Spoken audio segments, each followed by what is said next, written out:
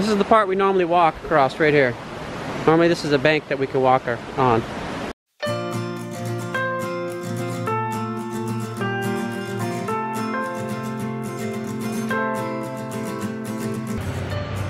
Hi guys, this is going to be about the importance of catching water and planning for major rain events. When you're planning on setting up a garden, a homestead, an orchard, anything of the sort. You want to think about major rain events, because if you don't, there can be serious erosion that can occur and that can destroy your whole garden. Also, it's a huge waste of water for all that water to just run off. If you catch it, slow it, soak it, you can take advantage of all that rainwater that would normally just run off your property and go down to the street. Okay, just wanted to give some perspective. This is in our garden, and it stopped raining hours ago, and you can see the water still running in the garden. So here's one of our garden areas, and this garden bed is not set up. So this is capturing some rainwater. You can see this area here, it's capturing some rainwater, soaking it into the bed, but majority of it is just running right off and out. Also, you can see the effects of erosion here. See how, and then it's piled up right there. See, it's taking that material out of here. So you want to design and set up your beds to avoid that. Right, Joseph? What? So that's part of the reason why we are doing the raised beds. These beds are on contour, so that means that the water wants to go this way. The water wants to go that way. That's the way gravity is going to be pulling the water. So gravity is going to push the water into the beds, and then the soil is going to soak that water up.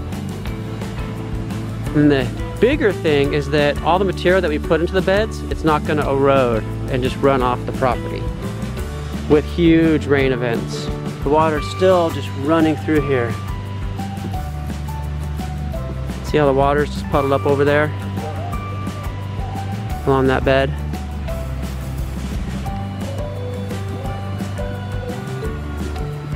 Because those beds are on contour too.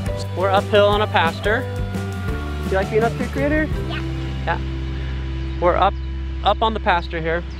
One of the things you want to be thinking about when you're planning your garden or a permaculture design, a huge permaculture concept is, well, and life, water runs downhill, right? So what we've done is our swale is down there. So all the nutrient from our animals in this field, particularly our cows, but also the geese run around up here, they share their nutrient. So all this runoff water is going to run off into the swale where we have all of our trees and bushes planted, and it is going to fertilize it without us having to do anything except having planned it and designed it in order to take advantage of that. So if you're going to put a garden in, if you can run animals uphill from the garden, then you plant your garden beds on contour, the rain runoff will carry that nutrient into the garden without you having to do it.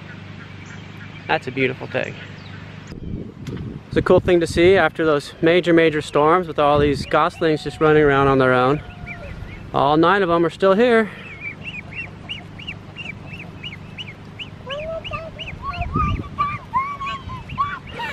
So I just kind of wanted to give the bottom-up view really quick on the concept of running your animals uphill. So run your animals uphill. They spread all their nutrient uphill. When it rains, water washes all that nutrient right down your swale. Swale catches it. Then it soaks into the mound. Then your mound gets all kinds of nutrient in it. And so the soil in the mound then will be fertilized significantly, which then will make the microorganisms in the soil, your worms, everything in there will go and just thrive in the soil, and then will in turn make your plants thrive. This is one of the nut trees we planted and we weren't sure if it was going to come back. I'm just walking along our swale and checking the condition of the swale after these storms that we've had, and everything's looking really good. One of the trees is under severe attack from the aphids, but the rest is looking pretty good. So I'm pretty happy with how the swell's performing. Oh, this is one we just planted that we videoed. And look at the new growth on that. Look at this. Look at this new growth on here. Isn't that cool? We're gonna have to come along here and maintenance this pretty soon. Look how tall everything's getting. It's craziness.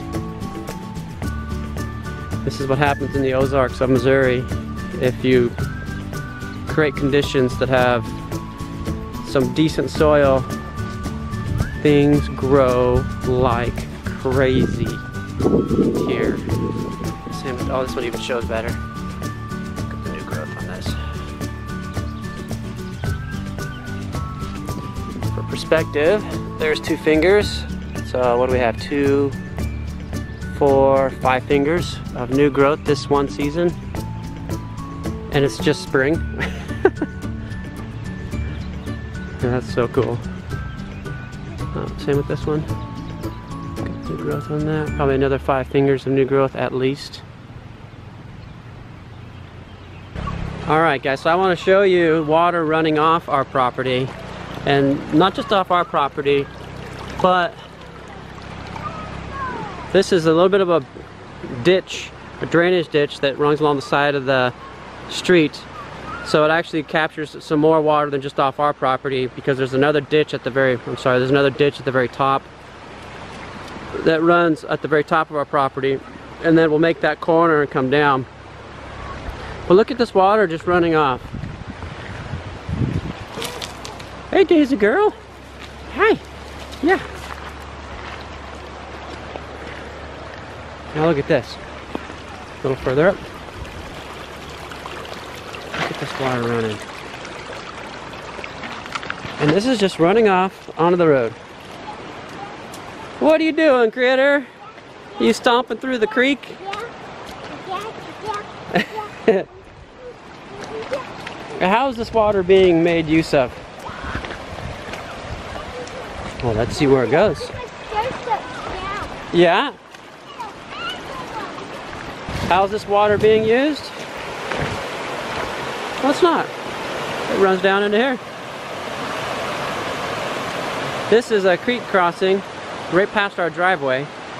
We almost never have to use that creek crossing.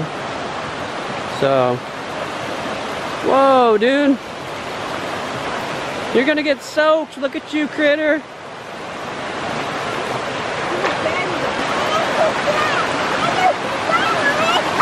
Yeah, don't go near that. It's running a little bit too fast. Always be aware of what's coming down the creek, because if a log's coming down, a log could come and boom. Okay? So always be aware of that. Come on out of there.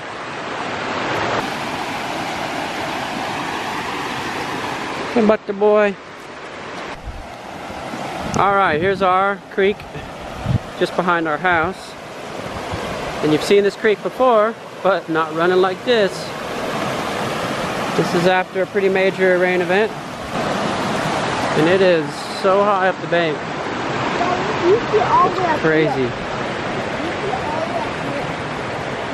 This is the part we normally walk across right here. Normally this is a bank that we could walk on. But it is all the way up to there. That's crazy. Wow. We had cut, at one point we had cut a trail through here. Hold on, Nathan. Wait for critter. As kind of a little nature walk. Alright. But I think the creek's going to be really cool looking after this major rain event, so I want to show you. This way. Oops. Hold on, Nathan.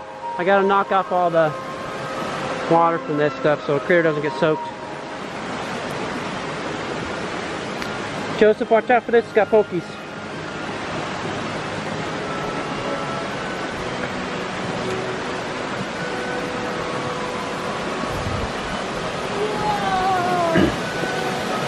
What do you think? You ever seen a flow like that before? What are you doing? Crazy cat. He loves climbing the trees. That is gushing. That's right behind our house. One of the reasons why we chose this property is because it has live water on it.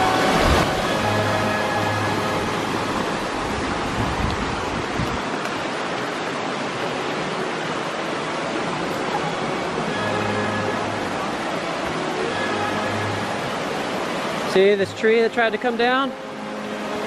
Look at that. A tree tried to come down this little creek. And it got caught here on the fence. That is really something.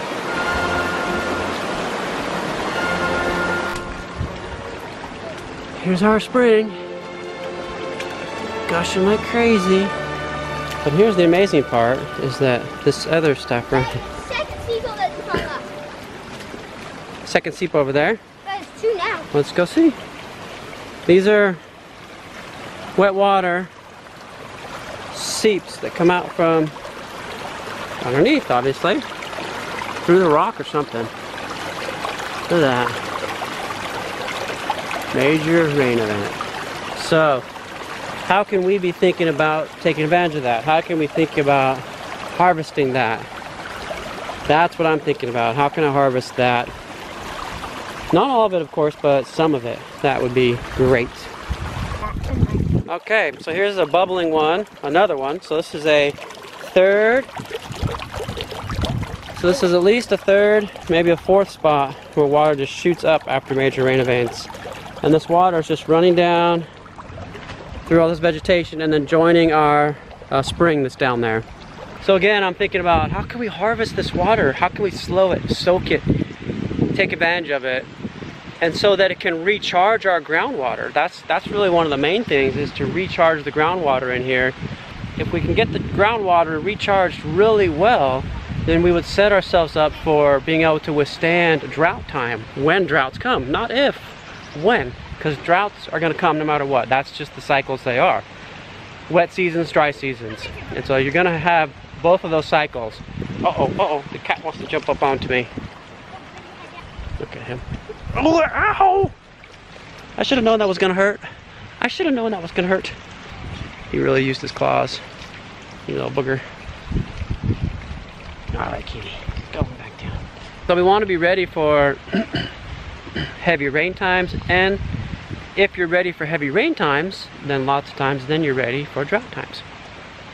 So that's permaculture concept of capturing the water, slowing it, soaking it, recharging your groundwater, harvesting that water, and utilizing it for your purposes.